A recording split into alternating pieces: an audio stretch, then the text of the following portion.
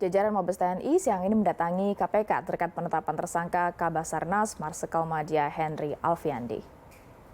Berdasarkan pantauan, Komandan Pusat Polisi Militer dan Puspom TNI Marsikal Muda TNI Agung Handoko dan Kepala Pusat Penerangan Kapuspen TNI Laksamana Muda Julius Wijoyono beserta tim Mabes TNI tiba di Gedung Merah Putih KPK sekitar pukul 14.30 siang tadi. Tidak ada pernyataan yang terucap dari jajaran Mabes TNI ini. Namun diduga kedatangan mereka kali ini terkait keberatan mengenai penetapan tersangka Kepala Basarnas oleh KPK.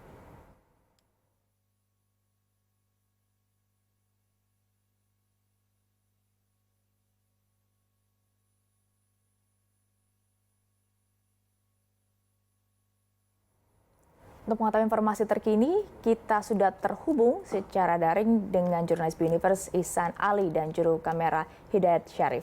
Ihsan, apakah sudah ada pernyataan resmi dari jajaran Mabes TNI maupun juga KPK? Ya baik, selamat sore Stefani dan pemirsa BTV. Seperti kita ketahui, penetapan tersangka dari Kepala Basarnas Madya TNI Henry Alfiandi dan Koordinator Staf Administrasi atau Korsmin Kabasarnas Letkol Afri Budi Cahyanto turut dikomentari oleh dan Puspom TNI yang sebelumnya juga telah menggelar konferensi pers di Mabes Cilangkap, Jakarta Timur. Dan saat ini juga dari pihak Mabes TNI telah mendatangi gedung KPK sejak pukul kurang lebih 14.30 waktu Indonesia Barat. Sampai saat ini kami masih menunggu keterangan pers dari pihak TNI maupun dari pihak KPK terkait penetapan Kepala Basarnas oleh KPK terkait dugaan korupsi operasi tangkap tangan kasus pengadaan barang dan jasa di Basarnas itu sendiri. Dan sebagai informasi, ada 4 orang perwakilan Mabes TNI yang mendatangi KPK. Yang pertama, Komandan Pusat Polisi Militer Puspom TNI Marsma Agung Handoko. Kedua, ada Kepala Pusat Penerangan atau Kapuspen TNI Laksda Julius Wijoyono. Ketiga, ada Kepala Badan Pembinaan Hukum TNI Laksda Kresno Buntoro. Dan keempat, ada Jaksa Agung Muda Pidana Militer Maijen Wahyudo Indrajit. Sebelumnya juga dan Puspom TNI Marsma Agung Handoko menyampaikan keberatannya terhadap penetapan tersangka Kepala Basarnas oleh KPK karena tidak ada koordinasi sebelumnya. Ia menyesalkan mengapa KPK menetapkan tersangka Kepala Basarnas maupun juga Korsmin Kabasarnas tanpa ada koordinasi, padahal sama-sama sebagai aparat penegak hukum. Hal ini turut disesalkan. Maka dari itu, perwakilan dari Mabes TNI 4 orang ini mendatangi KPK untuk berkoordinasi sekaligus meminta bukti-bukti terkait pemeriksaan maupun penyidikan yang telah dilakukan KPK. Karena sejatinya 2 TNI aktif ini tidak bisa dilakukan penetapan tersangka oleh KPK karena merupakan militer aktif. Jadi sesuai dengan undang-undang militer, diharuskannya 2 orang militer aktif, Kepala Basarnas maupun Staf Korsmin Basarnas harus diproses melalui sesuai dengan undang-undang militer itu sendiri. Hal ini juga disesalkan oleh Puspom TNI Marsma Agung Handoko.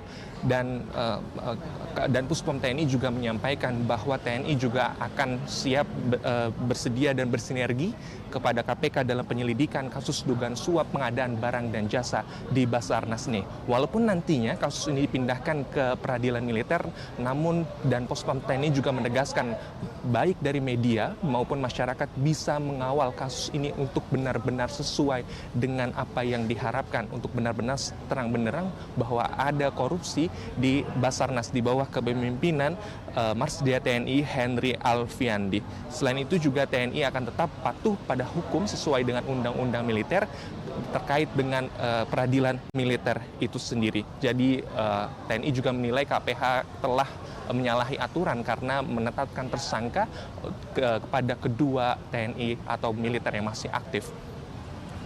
Dan tadi juga disampaikan dalam keterangan pers di Mabes TNI, penahanan yang bisa dilakukan harusnya oleh TNI, yakni pertama anhum atau atasan yang berhak menghukum, kedua polisi militer, ketiga auditor militer. Selain ketiga itu tidak bisa atau tidak mempunyai wewenang penangkapan dan penahanan, termasuk kemarin KPK telah melakukan penahanan ataupun penetapan tersangka terhadap Kepala Basarnas itu sendiri.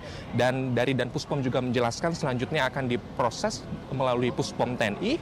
Kepala Basarnas ini sendiri sebagai penyidik dan kemudian dilimpahkan nanti ke jaksa militer yang kita kenal sebagai auditor militer, lalu masuk ke tahap persidangan, dan sidang militer itu juga ditegaskan sudah di bawah yudisial oleh Mahkamah Agung sendiri. Dan perlu kita ketahui bersama, KPK juga telah menetapkan 5 tersangka dalam kasus pengadaan barang dan jasa di Basarnas ini, 2 militer aktif dan 3 sipil.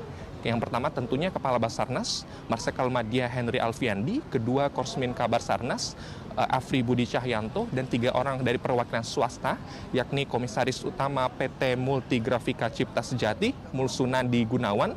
Keempat ada Dirut PT Interteknografika Sejati, Marilia, dan kelima Dirut PT Kindah Abadi Utama, Roni Aidil. Dan kami pun juga masih menantikan keterangan pers baik dari pihak Mabes TNI maupun KPK yang sudah kurang lebih melakukan pertemuan di dalam selama kurang lebih 2 jam lamanya. Dan kami pun juga masih menantikan apakah ada integrasi ataupun keselarasan dalam penyidikan kasus dugaan korupsi pengadaan barang dan jasa di Basarnas ini antara pihak Mabes TNI maupun pihak Komisi Pemberantasan Korupsi. Stefani. Ya, kita tunggu nanti hasil pertemuan dari jajaran Mabes TNI dengan KPK. Terima kasih rekan Ihsan Ali dan juru kamera Hidayat Syarif melaporkan langsung dari Gedung Merah Putih KPK.